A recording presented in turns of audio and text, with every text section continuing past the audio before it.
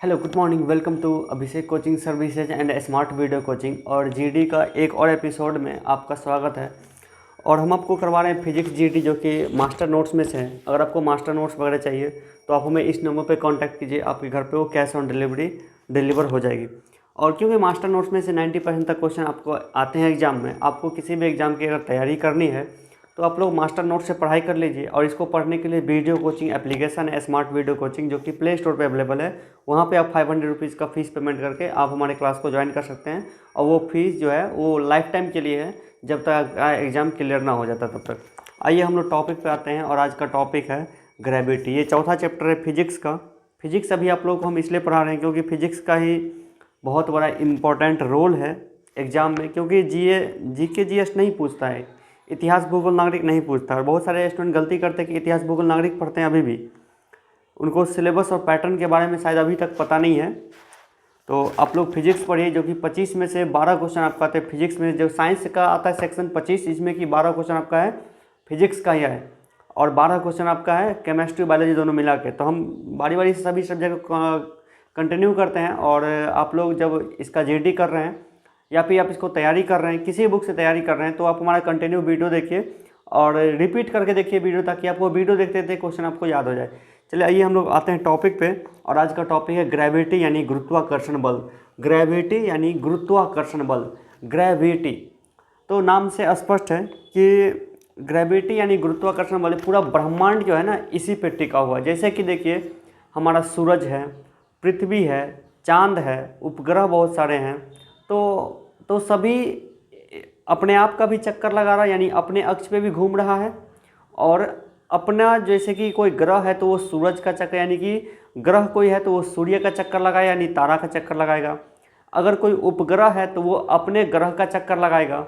और ये सब बिल्कुल एक, सोचिए, एक निर्वात जगह में वो बंद करके, और एक बंधन के तहत बंद करके वो चारों तरफ घूमता है। तो आपके मन में कोई सवाल तो उठता होगा ना कि आखिर स्थिर कैसे है ये सब चीज़ें। मैं आपको, जैसे कि मान लीजिए ये हमारा सूरज है, द सन है। अब देखिए सूरज के चारों तरफ इसके जो अभी 8 उपग्रह हैं। जैसे कि पहला देखिए बुध उपग्रह है, सॉरी ग्रह है बुध। उसके बाद फिर देखिए, उसके बाद शुक्र है, फिर देखिए पृथ्वी है, फिर देखिए मंगल है। तो बुध, शुक्र, पृथ्वी, मंगल, उसके बाद फिर बृहस्पति एक बहुत बड़ा सा ग्रह है। उसका फिर देखिए बृहस्पति के बाद सैटर्न आता है, उसके बाद फिर आता है यूरेनस। तो इस तरह का जो उपग्रह है ये सूरज के चारों तरफ घूमता है, ये सूरज के चारों तरफ घूमता है। जबकि इसको घूमने का कोई आधार नहीं, मतलब ये चारों तरफ घूमते रहता है। लेकिन अब जरा सोच के देखिए कि ये सूरज है और सूरज के चारों तरफ ये कैसे घूम पाता है। आखिर ये यहीं पे क्यों टिका रहता है? ये इधर तो भाग सकता था या फिर ये इसमें आ सकता था। ऐसा आखिर क्यों होता है कि वो ना तो उधर जा पा रहा है ना ही इधर आ पा रहा है। वो अपना एक निश्चित जो इसका जो रास्ता बना हुआ, पथ बना हुआ है, इसी पे घूम रहा है। ऐसा क्यों होता है? तो कोई ऐसा फोर्स तो होगा ना जिसके कारण कि वो एक दूसरे में बंधा हुआ है। ना कोई दूर भाग सकता है ना ही नज़दीक आ सकता है। तो अब देखिए यहाँ पे आपको पढ़ाए थे आकर्षण, ये अपकेंद्री बल वगैरह, तो वही सब यहाँ पे काम करता है। यानी ये चारों तरफ घूमता है तो ये केंद्र की तरफ भी एक बल लगाता है घूमने के दौरान। और सूरज तो ग्रेविटी कारण इसको खींच ही रहा अपनी तरफ में। लेकिन जब इस तरफ बल लग रहा है तो एक अनजान जो बल है जो कि इसको बाहर की तरफ भी धकेल रहा है, इसको बाहर की तरफ भी धकेल रहा है। लेकिन ये आपस में संतुलित होने के कारण वो एक जगह पे टिका रहता है। और यही कारण है जिसमें कि सबसे बड़ा जो रोल होता है वो होता है ग्रेविटी का, यानी कि ग्रेविटी यानी गुरुत्वाकर्षण बल का। आप इसको आसान भाषा में समझिए। पूरा ब्रह्मांड का कोई भी दो पिंड, आप कोई दो ब्रह्मांडीय पिंड, विशाल पिंड, जैसे दो तारा हुआ, दो ग्रह हुआ, उपग्रह हुआ। जैसे कि यहाँ पे देखिए पृथ्वी है ना, पृथ्वी के ऊपर भी बृहस्पति का असर है, पृथ्वी के ऊपर भी बृहस्पति का असर है, पृथ्वी के ऊपर चांद का असर है, सूरज का असर है। तो जो कि चांद का असर इतना होता है कि वो समुद्र में ज्वार भाटा ला देता है। तो आप समझ सकते हैं। तो सभी एक दूसरे से बंधे हुए हैं। वो किस कारण से? वो एक ग्रेविटी फोर्स है, गुरुत्वाकर्षण बल है, जिस कारण से वो बंधा हुआ है। आइए हम लोग टॉपिक पे आते हैं। तो आप लोग बेसिकली गुरुत्वाकर्षण बल क्या होता है कि दो बड़े ब्रह्मांडीय जो पिंड है वो आपस में एक दूसरे को आकर्षित करते हैं, इसी कारण से, गुरुत्वाकर्षण बल के कारण से। न्यूटन का गुरुत्वाकर्षण नियम, अब देखिए ग्रेविटी का जो नियम है उसको प्रतिपादित किया किसने? न्यूटन ने। किन्हीं दो पिंडों के बीच, पिंड मतलब कि बहुत बड़ा सा ब्रह्मांडीय पिंड, जैसे दो ग्रह हुआ, दो उपग्रह हुआ, या फिर सूर्य हुआ, ग्रह हुआ, इस तरह का पिंड।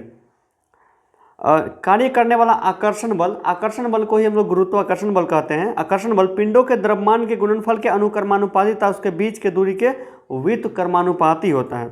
माना दो पिंडों के द्रव्यमान m1 और m2 है, एक दूसरे को r दूरी पर स्थित है, तो न्यूटन के नियम के अनुसार उसके बीच लगने वाला आकर्षण बल होगा F बराबर G/m/r²। इसके बीच का जो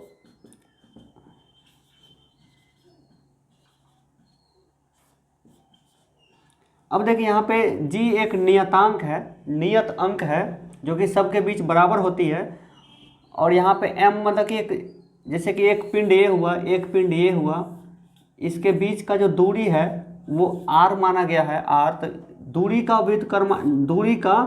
व्युत्क्रमानुपाती मतलब उल्टा, मतलब जितना ज़्यादा दूर होगा आकर्षण बल उतना ही कम होगा, जितना ज़्यादा दूरी होगा आकर्षण बल उतना ही कम होगा, ग्रेविटी उतना ही कम होगा। जैसे कि मान लीजिए अभी पृथ्वी यहाँ पे है, तो पृथ्वी देखिए यहाँ पे तीसरे नंबर पे पृथ्वी यहाँ पे है, तो पृथ्वी के ऊपर शुक्र का भी असर होता है और ये मंगल का भी असर होता है, लेकिन पृथ्वी के ऊपर कहीं न कहीं बृहस्पति का भी असर होता है, इसके बाद शनि का भी असर होता है।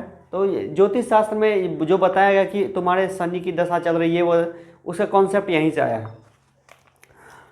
तो देखिए ये जो दो पिंड है, इसका द्रव्यमान है m1, इसका द्रव्यमान है m2, और तो इसका बीच का जो फोर्स जो ज्ञात किया जाता है, फोर्स यानी गुरुत्वाकर्षण बल, तो क्या होता है G/m/r²। तो G हो गया एक नियतांक जिसका की वैल्यू आपको आगे बताएंगे, और m1 और m2 दोनों का जो भार है, जो वेट है, उसको गुना करने के बाद अब बीच का दूरी को स्क्वायर करके हम लोग इसके बीच का गुरुत्वाकर्षण बल निकालते हैं। आगे जब न्यूमेरिकल क्वेश्चन आएगा तो उसमें हम बताएंगे पूरा डिटेल से। अब देखिए एक क्वेश्चन आपको हमेशा आता है कैपिटल जी, यहाँ पे ये जो जी है कैपिटल जी, इसका नियतांक होता है 6.67 गुने 10⁻⁻11 न्यूटन मीटर स्क्वायर प्रति KG square, newton metre square प्रति केजी स्क्वायर। ये होता है इसका कैपिटल जी का वैल्यू होता है, गुरुत्वाकर्षण नियतांक का वैल्यू इतना होता है। ये हम आपको हमेशा एग्जाम में पूछता है, इसको हमेशा याद रखिएगा। इसका मात्रक भी पूछ देता है, इसका वैल्यू भी पूछ देता है। अब देखिए एक होता है गुरुत्वाकर्षण बल, एक होता है गुरुत्व यानी ग्रेविटी। अब देखिए गुरुत्वाकर्षण बल क्या है कि पूरा ब्रह्मांड के दो पिंडों के बीच लग सकता है गुरुत्वाकर्षण बल, लेकिन जब आ गया ग्रेविटी, तो ग्रेविटी का जो फोर्स है वो पृथ्वी द्वारा किसी अन्य पिंड पे लगाए गए बल को कहते हैं ग्रेविटी यानी कि गुरुत्व बल। न्यूटन के गुरुत्वाकर्षण के अनुसार दो पिंडों के बीच एक आकर्षण बल कार्य करता है यदि इसमें से एक पिंड पृथ्वी हो और दूसरी पिंड कोई भी हो सकता है। तो इस आकर्षण बल को क्या कहते हैं? गुरुत्व बल। टेक्निकली रूप से समझाया कि पृथ्वी पर स्थित गुरुत्वाकर्षण बल को ही गुरुत्व बल कहा जाता है। गुरुत्व वह आकर्षण बल है जिससे पृथ्वी किसी वस्तु को अपने केंद्र की ओर खींचती है। अगर हम यहाँ से मार्कर को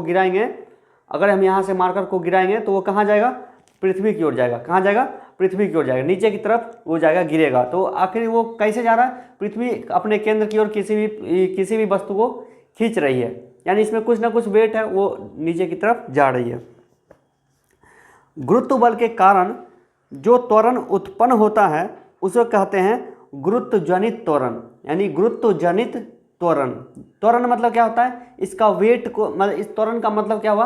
वेग का बढ़ना, एक निश्चित वेग से वो बढ़ता है। जैसे कि यहाँ पे, जैसे कि अभी यहाँ पे स्थिर है, तो इसका वेग क्या होगा? 0 मीटर प्रति सेकंड। अब जैसे कि इसको छोड़ेंगे तो यहाँ पर यहाँ आएगा, यहाँ के बाद यहाँ आएगा। जितना नीचे जाएगा उतना ही इसका वेग क्या होगा? बढ़ते जाएगा। इसका वेग क्या होगा?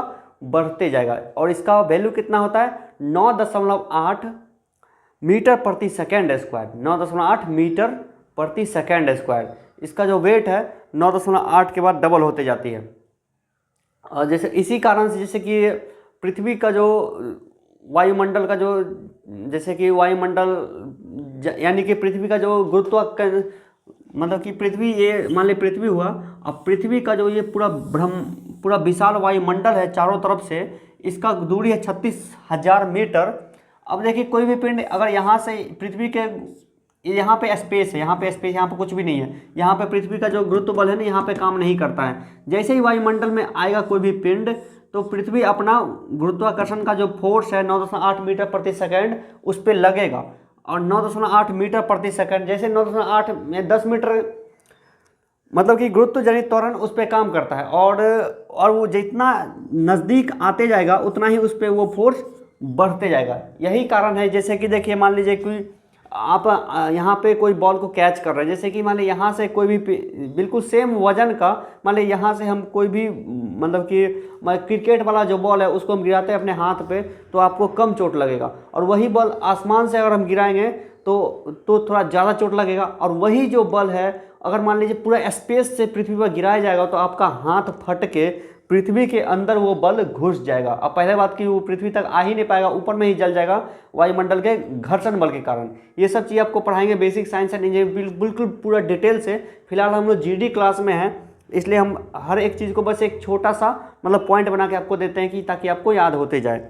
ठीक है, आखिर ये सब चीज़ क्यों होता है, आपको ये स्टेज 1 में आपको पढ़ा रहे हैं, स्टेज 2 में जब हम पढ़ाएंगे तो पूरा डिटेल से पढ़ाएंगे ताकि आपको सब कुछ आराम से समझ जाए। फिलहाल हम लोग क्या करते हैं, सिलेबस को एक बार कवर करते हैं ताकि आपको 60 to 70% तक चीज़ें कवर हो जाए। अब देखिए गुरुत्व जनित, अब ये जो है स्मॉल जी का जो वैल्यू है इसको हम अच्छे से डिस्क्राइब करेंगे बाद में। फिलहाल अगर हम इसको डिस्क्राइब करें तो पूरा 1 घंटा क्लास चल जाएगा सिर्फ एक ही टॉपिक पे, तो हम इसको पूरा खत्म करने की कोशिश करते हैं 30 से 40 मिनट के अंदर में। अब देखिए गुरुत्व जनित त्वरण, आप लोग तो समझ रहे, तो गुरुत्व जनित त्वरण क्या होती है, यानी स्मॉल जी का वैल्यू 9.8 मीटर प्रति सेकंड स्क्वायर होती है। पृथ्वी के सतह से ऊपर या नीचे जाने पर जी का मान घटता है। पृथ्वी का जो सतह है, पृथ्वी का ये जो सतह है यहाँ पे, इसके ऊपर जाइए या फिर इसके नीचे जाइए, स्मॉल जी जो है इसका वैल्यू घटता है। नीचे जाइए तब भी घटेगा, ऊपर जाइए तब भी घटेगा। पृथ्वी के ध्रुव पर जी का वैल्यू जो होता है वो महत्तम होता है। महत्तम मतलब कि सब पृथ्वी के ऊपर, मतलब जी का स्मॉल जी का जो वैल्यू निकाला गया है 9.8 मीटर प्रति सेकंड स्क्वायर, ये पूरा पृथ्वी पर का एवरेज है। और ये ज़्यादा कहाँ पे होती है, ये होती है ध्रुवों पर। ध्रुव अब किसको बोलते हैं, ये मान लीजिए कोई पृथ्वी 43.5 डिग्री पे अक्ष पे झुका रहता है, ये पृथ्वी इस तरह से घूमती रहती है, तो इस वाले पार्ट को और इस वाले पार्ट को क्या बोलते हैं, ध्रुव बोलते हैं। उत्तरी ध्रुव ये हुआ और ये हुआ दक्षिणी ध्रुव। तो इस ध्रुव पे, ये जो ध्रुव है ये थोड़ा सा चपता रहता है, यहाँ पे जी का वैल्यू ज़्यादा होता है क्योंकि ये जो है ना केंद्र से ज़्यादा नज़दीक होता है, ये केंद्र से ज़्यादा नज़दीक होता है, इसलिए यहाँ पे जी का वैल्यू ज़्यादा होता है। और यहाँ पे देखिए ये है विषुवत रेखा, पृथ्वी को जैसे कि ध्रुव को जो काटती है अक्ष, इसके विपरीत का जो रेखा है विषुवत रेखा, यहाँ पे जी का वैल्यू सबसे ज़्यादा कम होती है। यानी कि जी का वैल्यू सबसे ज़्यादा कहाँ होती है, महत्तम होती है ध्रुवों पर, और जी का वैल्यू न्यूनतम होती है कहाँ पे, विषुवत रेखा पर। पृथ्वी के घूर्णन गति बढ़ने पर, पृथ्वी के घूर्णन गति बढ़ने पर पृथ्वी अपने अक्ष पे जो एक चक्कर लगाती है, जो कि होता है 24 घंटे के लगभग बराबर होता है। यानी 24 घंटे का मतलब क्या, पृथ्वी अपने अक्ष पे एक बार घूम जाती है। तो घूम जाती है, सूरज स्थिर है, पृथ्वी के तुलना में सूरज स्थिर है, तो ऐसे घूम गई तो एक तरफ रात हो गया, जैसे जो पार्ट अंधेरा में रहा, जिस पे सूरज की रोशनी पड़ा वो हो गया अंधेरा, उधर रात हो गया, और दूसरे पार्ट में उजाला हो गया। पृथ्वी बस एक चक्कर घूमती है 24 घंटा का, इसलिए एक दिन में कितना होता है, 24 घंटा होता है। तो पृथ्वी का अगर घूर्णन गति बढ़ जाएगा तो जी का वैल्यू क्या होगा, जी का वैल्यू कम हो जाएगा। घूर्णन गति बढ़ने पर जी का वैल्यू कम होता है, और पृथ्वी के घूर्णन गति घटने पर जी का वैल्यू बढ़ जाएगा। यदि पृथ्वी वर्तमान कोणीय चाल से 17 गुनी अधिक चाल से घूमने लगे तो विषुवत रेखा पर वस्तु का भार 0 हो जाएगा, वहाँ भारहीनता की स्थिति हो जाएगी। लेकिन ध्रुव पर जी के मान में कोई परिवर्तन नहीं होगा। ऐसी स्थिति में दिन की अवधि 24 घंटे से घटकर 1.4 घंटे यानी कि 84 मिनट की हो जाएगी। सपोज कीजिए पृथ्वी अभी एक चक्कर अपना लगाती है 24 घंटे में, अगर वो अपने चाल से अभी जितना स्पीड से घूम रहा है उस स्पीड से अगर वो 17 गुना अधिक तेज़ी से घूमने लगेगा, तो आप सोचिए कि जितने भी चीज़ें हैं पृथ्वी पर रखी हुई वो सब हवा में उड़ जाएगी।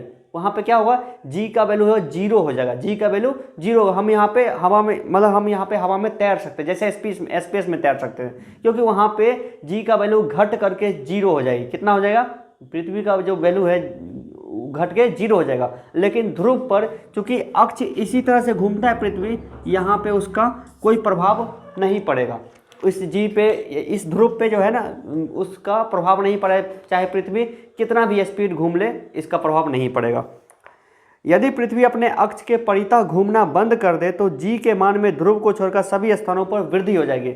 जी के मान में अगर मान लीजिए पृथ्वी रुक जाए, पृथ्वी जो है ना जैसे घूम रही है ना, ऐसे अगर घूम रही है ना, वो घूमना बंद हो जाए, जैसे कि बॉल हम स्पिन कराते हैं, ऐसे घुमा करके स्पिन कराते हैं, तो पृथ्वी ऐसे घूमना बंद हो जाए और सीधा यॉर्कर की तरह जाए, तो क्या होगा, बॉल जो है सीधा यॉर्कर की तरह जाए, जैसे कि पृथ्वी बिल्कुल घूमना बंद कर दे। तो जैसे ही मान लीजिए पृथ्वी घूमना बंद करे, मान लीजिए कि पृथ्वी जो है वो डीजल से चलती है, डीजल इसका खत्म हो गया, पृथ्वी एक इंजन की तरह रुक जाएगा। जैसे ही रुका पृथ्वी का चक्का, तो क्या होगा कि अब जैसे कि सूरज एक जगह पर निश्चित है, मतलब रुका हुआ है, तो पृथ्वी का जो भाग रहेगा सूरज की तरफ, वो क्या होगा, वो उधर रहेगा उजाला, और पृथ्वी का एक पार्ट जो है अंधेरा हो जाएगा, वहाँ पे टेम्परेचर 0 से बिल्कुल नीचे चल जाएगा। और 2-4 दिन अगर यही स्थिति हुआ तो अब देखिए, तो क्या होगा, पृथ्वी पर जो है जी का जो वैल्यू है वो बहुत ही ज़्यादा बढ़ जाएगा, पृथ्वी पर जी का वैल्यू जो है बहुत ज़्यादा बढ़ जाएगा। तो आपका जो अपना वजन है ना, वेट,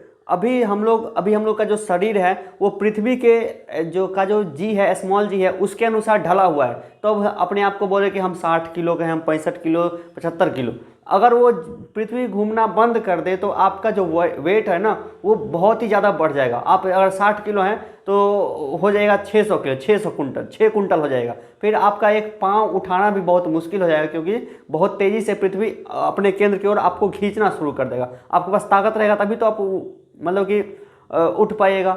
अगर पृथ्वी 17 गुना तेज़ी से अगर घूमना शुरू कर दे तो आप एक बॉल को यहाँ फेंकिएगा तो बॉल अमेरिका में जाके गिरेगा, अमेरिका में भी नहीं गिरेगा, वो पृथ्वी के चारों तरफ घूमता रह जाएगा। तो ये सब चीज़ें हैं जो कि काफ़ी मज़ा आ रहा होगा आपको ये सब सुन करके। देखिए अब एक है लिफ्ट। लिफ्ट में पिंड का भार ऊपर जाने पर बढ़ता। आपने कभी अगर लिफ्ट में चढ़े होइएगा तो आपको क्या लगेगा, जैसे कि मान लीजिए लिफ्ट एक अंधेरा के जैसा, मतलब कि एक अलमारी के जैसा होता है, इस तरह का लिफ्ट है। इसमें आदमी, आप चाहे तो सीढ़ी से भी जा सकते किसी बड़े बिल्डिंग में, लेकिन जब बिल्डिंग 50 तल्ला हो, 100 तल्ला हो, तो वहाँ पे लिफ्ट का यूज किया जाता है। यहाँ पे लिफ्ट का ये दरवाज़ा है। तो अब देखिए इस लिफ्ट में आप जाइएगा तो लिफ्ट देखिए या तो नीचे आएगा या फिर ऊपर जाएगा। जैसे ही लिफ्ट, जैसे मान लीजिए पहला फ्लोर पे आप चढ़े हैं, आपको जाना है 10वां फ्लोर तक, तो ये ऊपर जाएगा। तो क्या होगा, जैसे कि आपको किसी अलमारी में आप हैं और जब वो ऊपर जाएगा ना, जैसे ही लिफ्ट ऊपर जाएगा तो आपका जो वेट है वो लिफ्ट में बढ़ेगा कि घटेगा? आपका वेट जो है लिफ्ट में बढ़ेगा। ऐसा क्यों होगा?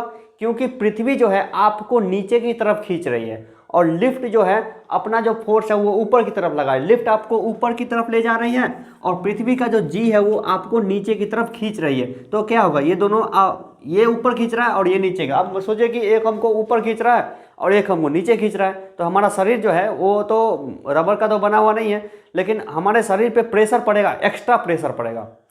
तो इस तरह से हमारा जो वेट है वो बढ़ जाएगा। आप लोग इस तरह क्वेश्चन को आप लोग याद करते होंगे, एग्जाम में इसको याद करते होंगे यार। लिफ्ट जब ऊपर जाएगा तो हमारा वजन जो है बढ़ेगा, लिफ्ट नीचे आएगा तो हमारा वजन घटेगा। लेकिन ऐसा क्यों होता है? ग्रेविटी के कारण। आपका जो ग्रेविटी है, आपके शरीर, आप एक पिंड की तरह है, पृथ्वी आपके ऊपर अपना फोर्स लगाती है, वो पृथ्वी आपको नीचे की तरफ खींच रही है और लिफ्ट आपको ऊपर की तरफ ले जा रही है। इससे क्या होगा कि जाहिर सी बात है वेट आपका बढ़ जाएगा, तो आपका जो भार है वो लिफ्ट के ऊपर बढ़ा हुआ महसूस हो, क्योंकि पृथ्वी आपको नीचे की तरफ खींच रही है। लेकिन वही चीज़ है जब आप उल्टा कीजिए, जब आप 10वें महले से जब आप नीचे की तरफ आएंगे तो क्या होगा कि लिफ्ट भी आपको नीचे की तरफ ले जा रही है और पृथ्वी भी आपको नीचे की तरफ खींच रही है। तो इससे क्या होगा, आपको लगेगा कि यार उसमें छत में टकरा जाएगी, यानी आपका जो वेट है ना वो घटा हुआ प्रतीत होगा। ऐसा क्यों? क्योंकि पृथ्वी आपको नीचे की तरफ खींच रही है और लिफ्ट भी आपको नीचे की तरफ ले जा रही है। पृथ्वी अपना मन से जितना खींचेगा, अब उसमें लिफ्ट भी अपना काम कर रहा है, वो भी आपको नीचे की तरफ ले जा रहा है, इसलिए आपका वेट जो है वो मतलब कि घटा हुआ महसूस होगा। ठीक है, चलिए।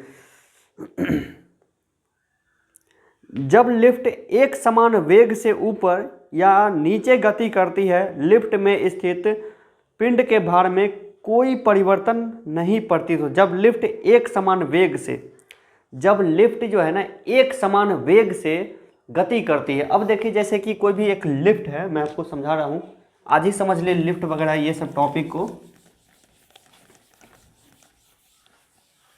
ताकि आपको कभी दिक्कत ही ना हो क्वेश्चन को बनाने में।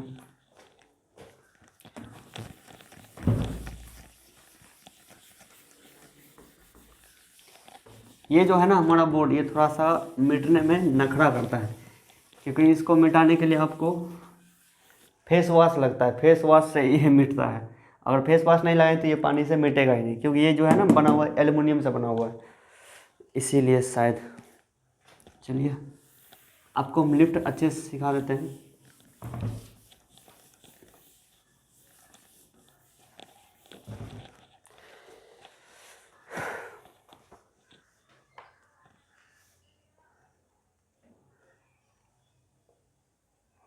अब देखिए, एक समान वेग की हम लोग चर्चा कर रहे थे।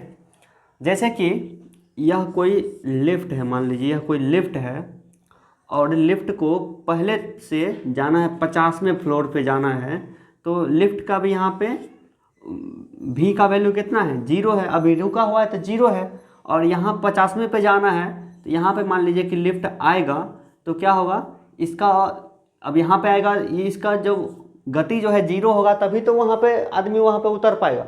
यहाँ पे भी 0 है, यहाँ पे भी 0 है, लेकिन लिफ्ट को यहाँ से यहाँ तक का उसको ट्रैवल करना है, तो ट्रैवल करना है। अब ट्रैवल करेगा तो अब 0 स्पीड है, तो स्पीड बढ़ेगा तभी तो वहाँ पे जा पाएगा। 0 से मान लीजिए इसका स्पीड क्या हो गया, 20 हो गया, 0 से 20 हो गया, 0 से कितना हो गया, 20 हो गया। अब जैसे कि मान लीजिए 50वें फ्लोर पे जा रहा है, और 10वें फ्लोर पे इसका स्पीड कितना होगा, जाते भी जा रहा है और स्पीड भी बढ़ा रहा है, इसका स्पीड 10वां फ्लोर पे कितना हो गया, 20 किलोमीटर प्रति घंटा हो गया।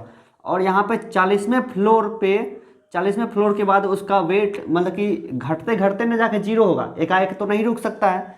अब देखिए 10वें फ्लोर से लेकर के 40वें फ्लोर के बीच में, इसके बीच का जो ये जो डिस्टेंस है ना, यहाँ पे इसका अगर मान लीजिए 20 किलोमीटर प्रति घंटा का स्पीड, मतलब एक समान स्पीड से अगर जाएगा, तो आपका जो वजन मतलब आपका जो वेट है उस लिफ्ट में ना तो बढ़ा हुआ प्रतीत होगा और ना ही घटा हुआ प्रतीत होगा।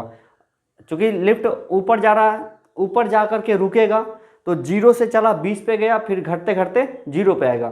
तो इसके बीच का जो एक ऐसा जो डिस्टेंस होगा जहाँ पे लिफ्ट जो है वो एक समान अगर वेग से चलेगा, क्योंकि ज़्यादा दूरी तो एक समान वेग से चलेगा, तो वहाँ पे आपका जो वजन है ना, तो आप थोड़ा रिलैक्स कर लीजिए। चलो जैसे कि लिफ्ट ऐसे उठा, मैक्सिमम आप लोग कितना तल्ला तक चढ़े हैं, हम मैक्सिमम 7 तल्ला तक चढ़े हैं, जो कि दिल्ली में गुड़गांव में हम चढ़े थे, लिफ्ट में 7 तल्ला तक चढ़े थे। तो उसमें बस ऐसा ही, जब स्टार्टिंग में चढ़िएगा तो आपको लगेगा और उसका फिर लगे चलो अब रिलैक्स है, और उसका फिर रुक जाएगा ऐसे करके, फिर लगे कि हम मतलब कि पता नहीं कि ऊपर टकरा जाएंगे। जब फर्स्ट टाइम चढ़िएगा लगे कि ऊपर टकरा जाएंगे, या फिर पता नहीं क्या चल रहा है, आपको उल्टी आने जैसा आपको ऐसे लगेगा। तो ये है लिफ्ट का सिस्टम। जब आप वो एक समान वेग से चलेगा तो आपका जो वेट है ना वो बिल्कुल 0 लगेगा, मतलब कि कोई नॉर्मल लगे, जैसे कि अभी हम यहाँ पे खड़े हैं वैसा ही वहाँ पे भी लगेगा, जब एक समान वेग से चलेगा तब। हालांकि लिफ्ट अभी हम लोग जैसे अगर आप बड़े सिटी में रहते हैं, मुंबई वगैरह में, आप किसी मल्टीनेशनल कंपनी में काम कर जो कि 20 तल्ला 25 तल्ला में, तो आपको इस तरह की चीज़ फील कर सकते हैं। वैसे अभी हम लोग को मॉल में 2 तल्ला 3 तल्ला होती है, लिफ्ट में हम लोग शौक से चढ़ जाते हैं, गए तुरंत उतर गए, तो आपको थोड़ा सा पता चलेगा। चलिए आगे बढ़ते हम लोग। यदि नीचे उतरते समय लिफ्ट का डोरी अगर टूट जाए, लिफ्ट का जो है ना जो रस्सी होता है, केबल होता है एक्चुअली लोहा का, इस्पात का बना हुआ, तो वो अगर टूट जाए तो क्या होगा, तो इंसान जो है जो लिफ्ट में रहेगा वो लिफ्ट के ऊपर में जाकर टकरा जाएगा। ऐसा क्यों? क्योंकि हम लिफ्ट के अंदर में है, लिफ्ट जब रस्सी टूट गया तो एकाएक लिफ्ट नीचे जाएगा, क्योंकि इंसान के वजन से लिफ्ट का वजन कहीं ज़्यादा होगा, तो इंसान के वजन के अपेक्षा लिफ्ट का वजन ज़्यादा होगा, तो लिफ्ट जल्दी से नीचे जाएगा और इंसान लिफ्ट के साथ ही नीचे जाएगा। लेकिन इंसान जो है ना, जैसे कि मान लीजिए कि लिफ्ट का रस्सी टूटा, जैसे कि हम अभी 10 के स्पीड से जा रहे हैं, लेकिन जैसे उसका रस्सी टूटेगा वो अचानक से 50 के स्पीड पकड़ लेगा, तो हम तो 40 किलोमीटर प्रति घंटा पीछे रह पाएंगे। हाँ, अगर लिफ्ट का नीचे में अगर कुछ पकड़ने वाला चीज़ रहेगा, अगर हम उसको जोर से पकड़ लेंगे तो लिफ्ट के साथ हम भी नीचे जाएंगे, तो हम लिफ्ट का ऊपर का जो फर्श है, ऊपर का जो छत है, उससे हम लोग नहीं टकरा सकते हैं। तो फिजिक्स पढ़े रहेगा तभी तो कुछ होगा। जैसे लिफ्ट का दरवाज़ा जोर से पकड़ लीजिए, जब टूटेगा तो हम लिफ्ट का दरवाज़ा जोर से पकड़ लेंगे तो क्या होगा, हम उसके ऊपर से जा करके नहीं टकराएंगे। लेकिन जैसे ही वो लिफ्ट नीचे की तरफ गिरेगा धड़ाम से, उस समय आपका स्थिति बहुत खराब हो सकता है। तो उसके बाद क्या करें, जैसे मान लीजिए लिफ्ट का अगर 50वें तल्ले पे आप जा रहे हैं और आप लिफ्ट 50वां तल्ला से नीचे आया, लिफ्ट जो है ना जैसे कि एकाएक से वो नीचे गिर गया, मतलब रस्सी उसका टूट गया, तो आप क्या करिएगा, तो आप ना उसको पकड़ के और धीरे धीरे आप ऊपर जाने की कोशिश कीजिए। धीरे धीरे, मतलब हो सकता है कोई हैंडल होगा या फिर कुछ ऐसा लटका होगा, मतलब कोई मजबूत ऐसी चीज़, जैसे यहाँ पे ये पकड़ने वाला चीज़ है, तो आप उसको पकड़ के ऊपर जाने, मतलब जैसे कि पकड़ के लटक जाएगा, इसमें अगर आप सट जाएगा उस लिफ्ट के ऊपर वाले फर्श में, तो आपको उतना चोट नहीं लगेगा नीचे रहने का अपेक्षा में।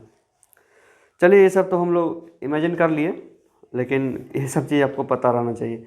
यदि लिफ्ट नीचे उतरते समय लिफ्ट का त्वरण गुरुत्व त्वरण से अधिक हो तो लिफ्ट में पिंड उसकी फर्श से उठकर उसकी छत से जा लगेगा। ग्रहों का जो गति का जो नियम है वो किसने दिया था? केपलर ने दिया। केपलर ने पता लगा कि ग्रह जो है सूरज के चारों तरफ घूमती है, और ये सब जो नियम है वो किसने पता लगाया था? वो पता लगाया था केपलर नाम के वैज्ञानिक ने।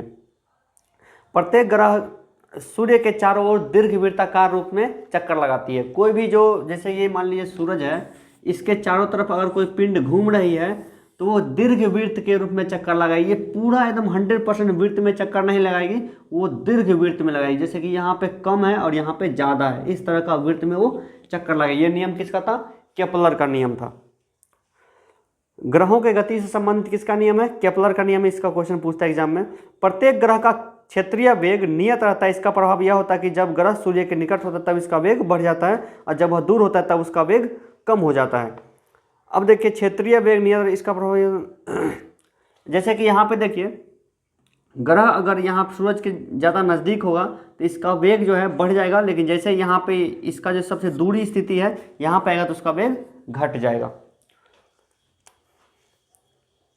हालांकि एवरेज वेग उसका मतलब बिल्कुल नियत रहती है, कांस्टेंट रहती है। एवरेज वेग उसका कभी कम या ज़्यादा नहीं होगा, लेकिन वो अपने पीरियड में उसका वेग थोड़ा घट सकता है और थोड़ा बढ़ सकता है, वो दूरी के अनुसार। ये केपलर का नियम है। सूरज के चारों ओर एक चक्कर जितने समय में लगाता है उसे उसका परिक्रमण काल कहते हैं। परिक्रमण काल का वर्ग,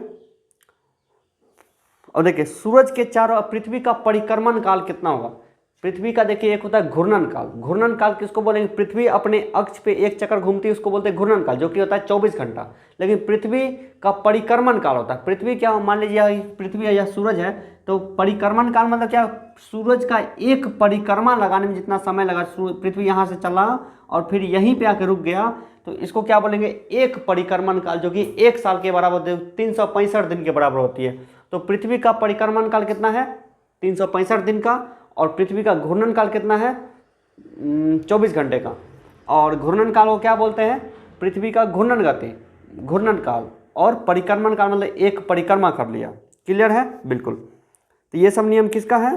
तो ये जो नियम था ना, जैसे कि उसे परिक्रमण काल कहते हैं। परिक्रमण काल का वर्ग t² ग्रह के सूर्य से दूरी के घन के अनुक्रमानुपाती होता है। आगे पढ़ेंगे हम लोग, जब न्यूमेरिकल बढ़ेंगे तब। सूरज से अधिक दूर ग्रहों का परिक्रमण काल भी अधिक होगा। सूरज से जो ग्रह जितना ज़्यादा दूर होगा उसका परिक्रमण काल उतना ही ज़्यादा होगा। जैसे 129 साल में अरुण जो ग्रह है वो लगाता है पृथ्वी का चक्कर। सोचिए 129 साल में, और पृथ्वी 1 साल में लगा देती। पृथ्वी नज़दीक है तभी तो उतना, अब जाहिर सी बात है, सोचने वाली बात है। सूरज यहाँ पे है, पृथ्वी यहाँ पे, इसको घूमने में कम में समय लगेगा, और कोई यहाँ पे उसको घूमने में ज़्यादा एरिया कवर करना पड़ेगा। तो इसलिए जो ग्रह जितना ज़्यादा दूर होगा उसका परिक्रमण काल उतना ही ज़्यादा होगा। ठीक है। अब देखिए सूरज के निकटतम ग्रह बुध है, जिसका परिक्रमण काल कितना होता है? 88 दिन का।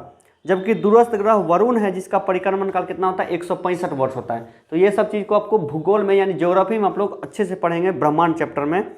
फिजिक्स में थोड़ा सा जब गुरुत्वाकर्षण है तब इसको थोड़ा सा बस चर्चा किया गया है। अब देखिए उपग्रह का कक्षीय चाल। उपग्रह, अब देखिए उपग्रह किसको बोलेंगे? एक तो देखिए ये सूरज होगा, सूरज का जो चक्कर लगाए, जो तारा का चक्कर लगाए उसको बोलेंगे ग्रह, और जो ग्रह का चक्कर लगाएगा उसको बोलेंगे, जैसे चंद्रमा है, चंद्रमा उपग्रह हो गया। ठीक है। अब उपग्रह का कोई चक्कर नहीं लगाता। उपग्रह अपने आप में बहुत छोटा है, उसका ग्रेविटी उतना ज़्यादा नहीं हो पाता कि वो ग्रह को मात दे सके।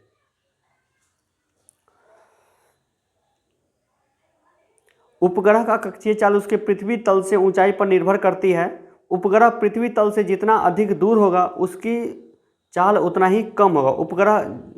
उपग्रह की कक्षीय चाल उसके द्रव्यमान पर निर्भर नहीं करती। एक ही त्रिज्या की कक्षा में भिन्न भिन्न द्रव्यमानों के उपग्रह की चाल समान होती है। परिक्रमण काल बराबर कक्षा की परिधि बटा कक्षीय चाल। उपग्रह का परिक्रमण काल भी केवल पृथ्वी तल से ऊंचाई पर निर्भर करता है। उपग्रह जितना अधिक दूर होगा उतना ही अधिक उसका परिक्रमण काल होगा। उपग्रह का परिक्रमण काल उस द्रव्यमान पर निर्भर नहीं करता है। अब देखिए, पृथ्वी के अति निकट चक्कर लगाने वाले उपग्रह का परिक्रमण काल कितना होगा। पृथ्वी के अति निकट चक्कर लगाने वाले उपग्रह का परिक्रमण काल 1 घंटा 24 मिनट होता है। भू अस्थायी उपग्रह पृथ्वी तल से लगभग 36,000 किलोमीटर की ऊंचाई पर रहकर पृथ्वी का परिक्रमण करता है। भूतुल्यकालिक कक्षा में संचार उपग्रह स्थापित करने की संभावना सबसे पहले आर्थर सी क्लार्क ने व्यक्त की थी। अब देखिए, भू अस्थायी उपग्रह क्या होती है इसके बारे में एक बार समझ लीजिए। जैसे ये मान लीजिए पृथ्वी है, पृथ्वी का यह वायुमंडल है, यानी पृथ्वी का अपना एरिया है, पृथ्वी का अपना एरिया है। अब जैसे कोई उपग्रह है, उसको अपने पृथ्वी के वायुमंडल में नहीं रख सकते, उसको पृथ्वी के बाहर जहाँ उसकी सीमा रेखा खत्म होती है ग्रेविटी की, वहाँ पे हम लोग यहाँ पे इसको रखेंगे, एक उपग्रह जो कि पृथ्वी के चारों तरफ घूमेगा। और भू अस्थायी इसलिए बोलते हैं क्योंकि मान लीजिए कोई देश है, जैसे हमारा भारत देश है, भारत देश का लोकेशन ये है पृथ्वी पर, तो ये उपग्रह है, तो उपग्रह का जो रेडिएशन आएगा, रिफ्लेक्शन आएगा, वो यहाँ से इसी के अनुसार होना चाहिए। जैसे कि मान लीजिए अब जियो का टावर लगाएंगे तो इंडिया में ही ऊपर लगाएंगे उपग्रह, तभी तो इंडिया को कवर करेगा। अगर मान लीजिए अब भू अस्थायी इसलिए कि इंडिया का ये जो क्षेत्र है, इसी पृथ्वी के का जो स्पीड है इसी अनुसार इसको रखना पड़ेगा, ताकि ये पृथ्वी जितना जैसे घूमे वैसा ही उपग्रह भी ऐसे घूमे। इसको बोलते हैं भू अस्थायी। जैसे इंडिया के ऊपर हम लगा दिए तो वो हमेशा इंडिया के ऊपर में ही रहेगा, तो इसी को बोलते हैं भू अस्थायी उपग्रह। और इसकी संभावना सबसे पहले व्यक्त की थी कितने, आर्थर सी क्लार्क ने। पृथ्वी के लिए पलायन वेग का मान कितना, 11.2 किलोमीटर प्रति सेकंड, 11.2 किलोमीटर प्रति सेकंड। अब देखिए 11.2 किलोमीटर प्रति सेकंड क्या है, पृथ्वी का ये एरिया है। एरिया मतलब कि पृथ्वी का जो है सीमा रेखा ये हुआ, यानी पृथ्वी का जो ग्रेविटी फोर्स है यहाँ तक लगता है। इसके बाद क्या है, स्पेस है। इसके बाद क्या है, स्पेस है। लेकिन आपको पृथ्वी का जो है, जैसे मान लीजिए पृथ्वी का जो पूरा एरिया, यह कोई अंडा है, यह कोई अंडा है, एग है, और एग के अंदर क्या है, चूजा है। चूजा है, मुर्गी का जो अंडा है ना उसके अंदर चूजा है। वही सोचिए कि यह कोई मुर्गी के अंदर में यह कोई चूजा है, और उस चूजा को बाहर निकलने के लिए क्या करना पड़ता है, उसको मतलब फोर्स लगा करके उस पृथ्वी, जो अंडा का जो ऊपर का खोल होता है व्हाइट कलर का, उसको तोड़ के उसको बाहर निकलना पड़ता है। अब उस चूजा के पास इतना मतलब कि ताकत होगा उसको तोड़ने का, तभी तो वो निकल पाएगा बाहर। अगर उस चूजे के पास अंदर जो रहता है चूजा, उसके पास उतना ताकत नहीं होगा तो वो बाहर नहीं निकल पाएगा। तो वही हाल हमारा है। अगर हम मान लीजिए कि मुर्गी के अंडे का अंदर का चूजा है, तो हमें अंडे के खोल को तोड़ने के लिए क्या चाहिए, 11.2 किलोमीटर प्रति सेकेंड का स्पीड हमें पकड़ेंगे, तो उस खोल को तोड़ के हम लोग बाहर निकल जाएंगे स्पेस में। ठीक है, आई होप कि आप इस एग्जाम्पल से अच्छे से समझे होंगे।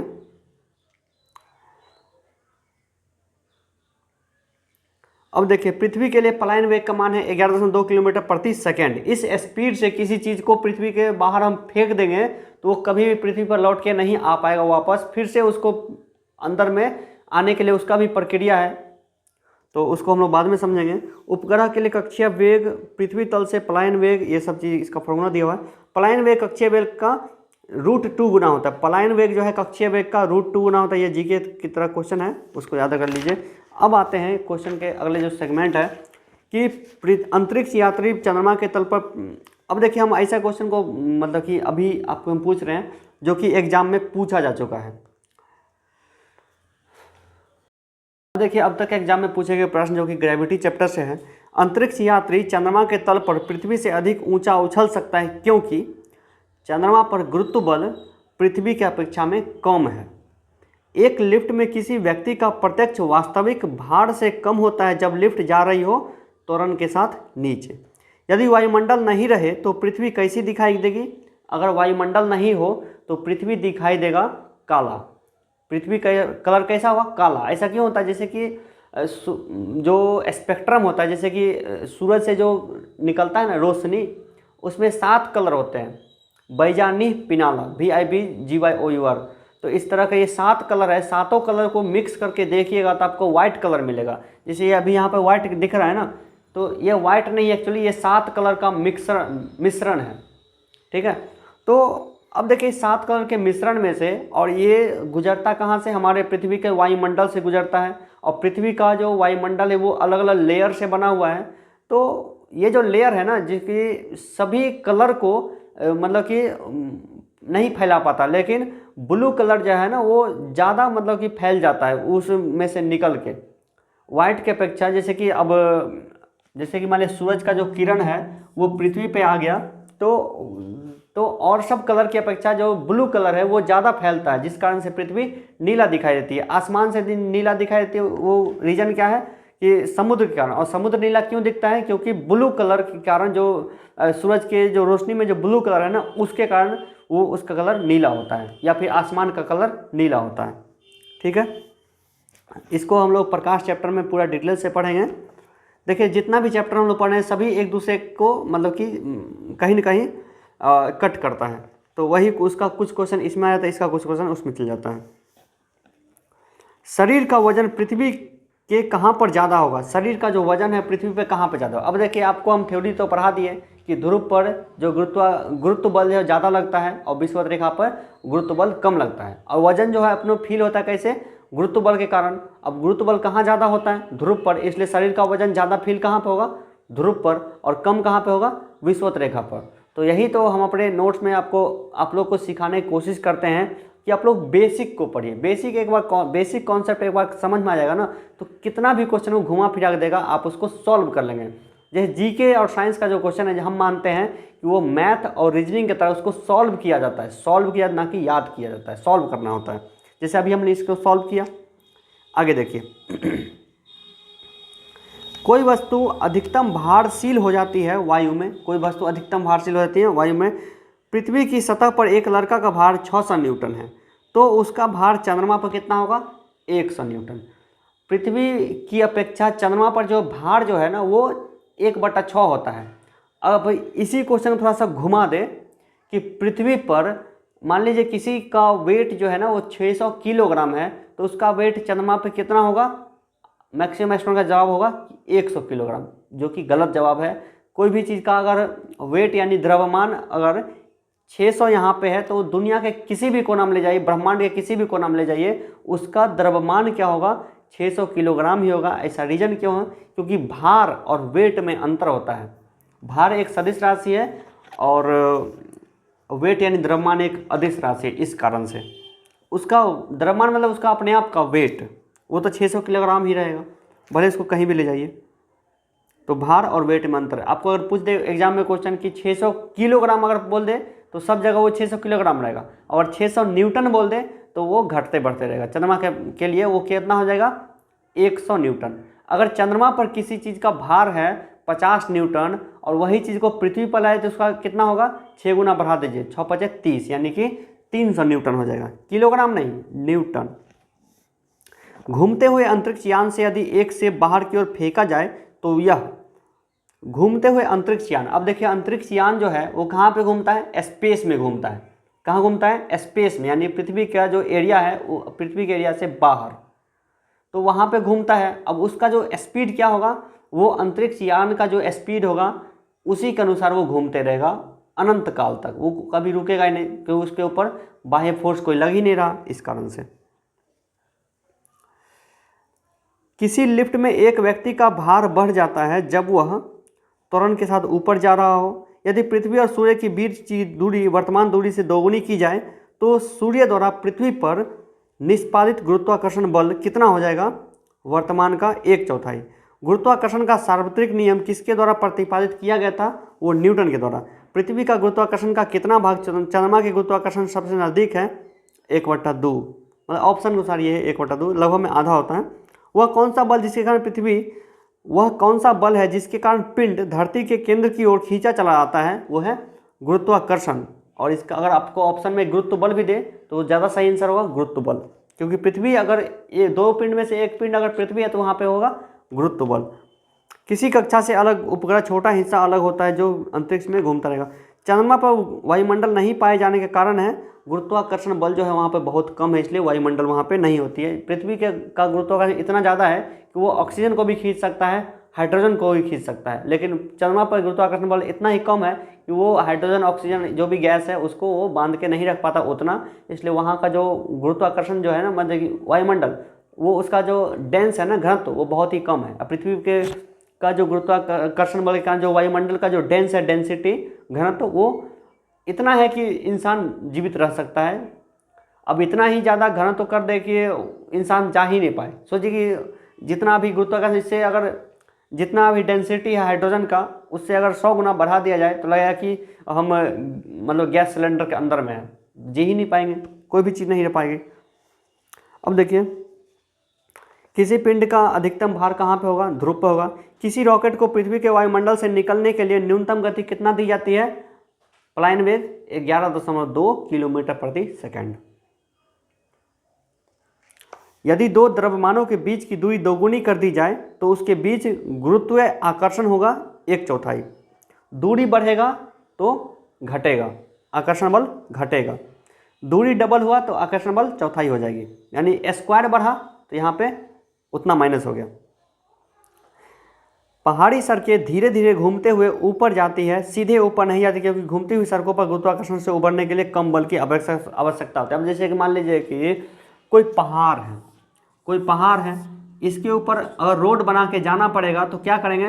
रोड को इसको घुमा घुमा के ऐसे ऊपर जा सकते हैं, लेकिन रोड को सीधा हम लोग नहीं बना पाएंगे, क्योंकि ग्रेविटी फोर्स इतना ही ज़्यादा लगेगा कि वो आपको नीचे ले आएगा। हाँ, लेकिन अगर इसकी स्लोपिंग बहुत ही ज़्यादा हो तो हम इसको ला सकते हैं डायरेक्ट कार को, नहीं तो फिर अगर यहाँ पे जाना हो तो रोड को घुमा के धीरे धीरे ऊपर लाना पड़ता है। ठीक है, तो यही चीज़ हिमालय वगैरह में, हिमालयन जो क्षेत्र है, जम्मू कश्मीर एरिया है, लद्दाख एरिया है, उस जगह पे इसी तरह के रोड बनाए जाए। जो पहाड़ी एरिया वहाँ पे तो रोड इसी तरह बनाए जाएंगे। बिहार का जो पश्चिम बंगाल का जो है, जो दार्जिलिंग एरिया है, या फिर सिक्किम है, असम है, नागालैंड है, उस जगह पे तो इसी तरह से रोड बनता है। अब देखिए, पीसा की झुकी हुई मीनार क्यों नहीं गिरती? क्योंकि इसका जो गुरुत्व केंद्र है ना, वो जमीन के अंदर में है। अगर गुरुत्व केंद्र जैसे ही जमीन के बाहर आएगा वो गिर जाएगी। एक पंख, एक लकड़ी का गेंद और इस्पात की गेंद को निर्वात में ऊंचाई से नीचे की तरफ गिराया जाता है तो कौन सबसे जल्दी पहुंचेगा? और इसका सही आंसर है तीनों एक साथ पहुंचेगा, क्योंकि पृथ्वी का जो गुरुत्व बल है ना, वो उसके द्रव्यमान पर निर्भर नहीं करता है। वो एक्चुअली यहाँ से हम एक रुई के ढेला को गिराएं, एक लोहे का बॉल को गिराएं, तो जाहिर सी बात है रुई बाद में गिरेगा, बॉल पहले गिरेगा। ऐसा क्यों? क्योंकि रुई बाद में इसलिए गिरेगा क्योंकि पृथ्वी, ये जो वायुमंडल है ना, वायुमंडल में जो गैसें हैं, धूल कण है, वो रुई पे ज़्यादा अपना फोर्स लगा के रुई को ऊपर रखेगा हवा में, लेकिन एक लोहे की गेंद पे उसका जो फोर्स है उतना नहीं लग पाएगा। फोर्स लगेगा लेकिन उतना ही लगेगा, इसलिए लोहा की गेंद पहले गिरे। लेकिन अगर इस कमरे को निर्वात कर दिया जाए, इस निर्वात पंप लगा के निर्वात कर दिया जाए, यहाँ पे कोई भी गैस नहीं रहेगा, हवा भी नहीं रहेगा, तो अगर दो चीज़ को, रुई वाला गेंद को भी और लोहा का भी गेंद को, दोनों एक साथ गिराएंगे तो दोनों धरती पे एक साथ ही पहुँचेगा, क्योंकि यहाँ पर निर्वात है, निर्वात में ग्रेविटी काम करेगा और वो दोनों चीज़ पे समान रूप से ग्रेविटी लगेगा, और यहाँ पे हवा कोई माध्यम है ही नहीं जिस कारण घर्षण बल के कारण वो ऊपर उठेगा। ठीक है, तो जो लोग पहली बार पढ़ रहे होंगे अभी समझ के, तो उन लोगों को काफ़ी आश्चर्य लग रहा होगा इस तरह की चीज़ें। उड़ते हुए रॉकेट में रखे गए पत्थर का भार पहले की अपेक्षा घटेगा। भार घटेगा क्योंकि वो दूर जा रही है, भार घटेगा। मैंने आपको क्या बोला हमेशा कि क्वेश्चन को सॉल्व किया जाता है। अब देखिए, रॉकेट हम उड़ा रहे हैं, रॉकेट में पत्थर डाल दिए और पत्थर को ऊपर लेके जा रहे हैं। जैसे ही ऊपर लेके जा रहे हैं तो न्यूटन जो है ना, जो पृथ्वी का जो गुरुत्व केंद्र है, उसके सतह से जैसे ऊपर जाए या फिर सतह के जैसे नीचे जाए, वहाँ पे उसका घटता है। तो हम सतह से रॉकेट को ऊपर लेके जा रहे हैं तो जाहिर सी बात है उसका जो भार है, जो न्यूटन है, वो घटेगा। यदि एक व्यक्ति का वजन पृथ्वी पर 60 किलोग्राम है तो चंद्रमा पर उसका वजन कितना होगा? इसका सही आंसर क्या होगा? 60 किलोग्राम। चंद्रमा पर अंतरिक्ष यात्री नली से नींबू का जो शरबत होता है नहीं पी सकता, क्योंकि चंद्रमा पर अंतरिक्ष यात्री नली से नींबू शरबत नहीं पी सकता क्योंकि चंद्रमा पर वायुमंडल नहीं है। इस क्वेश्चन को हम लोग बाद में देख लेंगे, इसको हम डिस्क्राइब अभी नहीं कर पाएंगे। किसके कारण कोई उपग्रह पृथ्वी की प्रदक्षिणा करता है? किसके कारण कोई उपग्रह पृथ्वी की परिदक्षिणा करता है, यानी किसके कारण पृथ्वी का कोई मतलब चक्कर लगाता है, परिदक्षिणा मतलब कि परिक्रमा करता है, जैसे कि चांद पृथ्वी के ओर घूमता है चारों तरफ। तो खगोलीय बल के कारण, गुरुत्वाकर्षण बल के कारण, और मतलब कि जो मतलब एक वो बल बोलते हैं अभिकेंद्रीय बल, अपकेंद्रीय बल, उसके कारण। तो सभी तरह के फोर्स लगता है यहाँ पे। एक उसको मैनेज रखता है, एक उसको अपने तरफ खींचता है, एक उसको बाहर की तरफ खींचता है, इसलिए तीनों फोर्स लगता है तो वो मैनेज रहता है। पहाड़ी पर चढ़ने वाला व्यक्ति आगे की ओर क्यों झुकता है? स्थिरता बढ़ाने के लिए। पहाड़ी पर चढ़ने वाला व्यक्ति आगे की तरफ क्यों मतलब झुकता है ऐसे करके? ताकि ग्रेविटी मतलब स्थिरता तो बढ़ेगा ही, स्थिरता के कारण ही, लेकिन स्थिरता क्यों आपको चाहिए? क्योंकि हम अभी यहाँ पे हैं, पृथ्वी किसी भी चीज़ को अपने 90 डिग्री पे खींचती है, कोई भी चीज़ को मुझे हमें 90 डिग्री खींच रहे हैं, लेकिन जैसे हम पहाड़ के ऊपर चढ़ेंगे तो वहाँ पर हम लोग क्या तिरछा हो जाएंगे। जैसे हम लोग तिरछा होंगे तो हमारा जो ग्रेविटी है ना, मतलब कि गुरुत्व बल जो है ना, मतलब कि सेंटर ऑफ ग्रेविटी, गुरुत्व केंद्र, वो अभी हमारा गुरुत्व केंद्र पैर में है, तलवा में है। लेकिन जैसे हम लोग पीछे की तरफ झुकेंगे, गुरुत्व केंद्र धीरे धीरे ऊपर आएगा, और जैसे ही कमर पे आएगा, कमर से हल्का ऊपर आएगा, हम ऐसे गिर सकते हैं, गिर जाएंगे। क्यों? गुरुत्व केंद्र के कारण। इसलिए जब हम पहाड़ पर चढ़ेंगे तो हमें क्या, गुरुत्व केंद्र को ऊपर थोड़ा सा ला करके मैनेज करना पड़ेगा, ताकि हम लोग बीच में लाए और पहाड़ के ऊपर चढ़ जाए, बैलेंस करने के लिए। इसका क्या होता है? गुरुत्व केंद्र, यानी कि सेंटर ऑफ ग्रेविटी। पृथ्वी से चांद की ओर प्रक्षेपित अंतरिक्ष यान का पलायन वेग होता है। अंतरिक्ष यान को पृथ्वी से गुरुत्वाकर्षण से मुक्त करने वाला वेग होता है, जो कि पलायन वेग का वैल्यू 11.2 किलोमीटर प्रति सेकंड होती है। वैज्ञानिक जिसने सर्वप्रथम यह खोज की कि पृथ्वी सूर्य के चारों तरफ घूमती है, कोपरनिकस नाम के वैज्ञानिक जो थे, उन्होंने सबसे पहले प्रतिपादित किया था कि पृथ्वी जो है सूरज के चारों तरफ घूमती है, चक्कर लगाती है। पृथ्वी से चांद की ओर गुरुत्वाकर्षण के ब्रह्मांडीय नियम के आविष्कारक कौन है? न्यूटन। यदि एक आदमी पृथ्वी पर 4 फीट कूद सकता है तो वह चंद्रमा पर कितना कूदेगा? अगर पृथ्वी पर आप 4 फीट कूद सकते हैं तो चंद्रमा पर कितना कूदिएगा? 24 फीट। अगर मान लीजिए पुलिस की भर्ती अगर चंद्रमा पे हो जाए, तो अगर पुलिस, चंद्रमा का जो पुलिस होगा, आपको कितना बोलेगा कूदने के लिए? पृथ्वी पर 4 फीट कूदाता है ना, मतलब बोला चलिए 4 फीट हाई जंप, तो वहाँ पे हाई जंप कितना होगा? 24 फीट का, और 24 फीट आप इजीली कूद सकते हैं। 3 फीट तो आराम से कोई कूद सकता है, तो यानी कि 18 फीट, 20 फीट एक आम आदमी, एक बच्चा भी कूद जाएगा ऐसे करके, क्योंकि वहाँ पे पृथ्वी का जो गुरुत्वाकर्षण, वहाँ का जो गुरुत्वाकर्षण बल है वो पृथ्वी का अपेक्षा लगभग में आधा है। इसलिए गुरुत्वाकर्षण के वैश्विक सिद्धांत को किसने प्रस्तुत किया था? न्यूटन ने। प्रत्येक ग्रह सूर्य के साथ एक केंद्र में दीर्घवृत्त में चलता है, यह नियम क्या कहलाता है? केपलर का नियम। एक अंतरिक्ष यात्री एक अंतरिक्ष यान पर पृथ्वी के चारों ओर परिक्रमा करते हुए भारहीनता का अनुभव इसमें से किस कारण से करता है? जीरो ग्रेविटी के कारण। एक वस्तु का वजन सबसे कम कहाँ रखने पर होगा? वस्तु का वजन कम कहाँ पे रखने पर होगा? ध्रुव पे तो ज़्यादा होगा, विषुवत रेखा पे कम होगा। मैंने आपको क्या बोला? क्वेश्चन को हमेशा क्या करना चाहिए? सॉल्व करना चाहिए। एक वस्तु का द्रव्यमान उसके भार से भिन्न होता है, क्योंकि द्रव्यमान वस्तु के परिमाण का माप है, जबकि भार बल है। द्रव्यमान हमेशा भार से भिन्न होता है, इसलिए 6 किलोग्राम का अगर कोई वस्तु पृथ्वी पे है तो चंद्रमा पे भी वो 6 किलोग्राम का ही रहेगा। अगर 6 न्यूटन कोई वस्तु पृथ्वी पर है तो वहाँ पे रहेगा कितना? 1 न्यूटन। किसने सबसे पहले जी का प्रायोगिक मान दिया था? कैवेंडिश नाम के वैज्ञानिक ने। मैंने आपको बोला ना, ये कैपिटल जी जिसका वैल्यू 6.7 इतना होता है, तो उसका वैल्यू सबसे पहले किसने बताया था? गुरुत्वाकर्षण नियतांक का कैवेंडिश नाम के वैज्ञानिक ने। यदि एक दुकानदार चांद पर जाता है और अपना माल स्प्रिंग तराजू से बेचता है तो उसे पृथ्वी के ऊपर मिले मुनाफे से कम मुनाफा मिलेगा, क्योंकि वो ज़्यादा तौल देगा। मान ले m1 और m2 द्रव्यमान पिंडों के बीच की दूरी, उसके बीच गुरुत्वाकर्षण बल कितना हुआ? G m/r²। ये फॉर्मूला है। तो इस वीडियो में बस इतना ही। ये ग्रेविटी चैप्टर था, आगे होगा आपको प्रेशर चैप्टर। इस वीडियो को आप लोग रिपीट करके देखिएगा तो आपको सब कुछ समझ में आ जाएगी। और आपको हमारा मास्टर नोट्स लीजिए, इस मास्टर नोट्स को पढ़िए।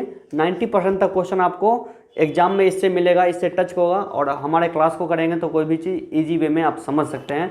एक्चुअली मैंने कुछ दिन पहले एक फंडिंग बोली थी आप लोगों को, आप लोग फंड करिए हमारे तरफ हमें, ताकि हम एक स्मार्ट बोर्ड खरीद सकें और आप लोग को आसानी से पढ़ा सकें। जो कि स्मार्ट वीडियो कोचिंग का वीडियो यूट्यूब पे भी आएगा और स्मार्ट वीडियो कोचिंग एप्लीकेशन पे भी आएगा।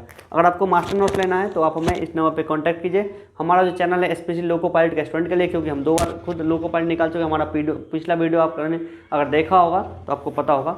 तो हम पढ़ाते हैं स्पेशली लोको पायलट के स्टूडेंट को। आप हमारे यहाँ से लोको पायलट बन सकते हैं। आप हमारे ऑनलाइन कोचिंग को ज्वाइन कीजिए। ऑनलाइन कोचिंग बस मास्टर नोट्स लेना है और वीडियो कोचिंग लेनी है। Thank you so much. Video में इतना ही, बस आपको मिलते हैं किसी और वीडियो में।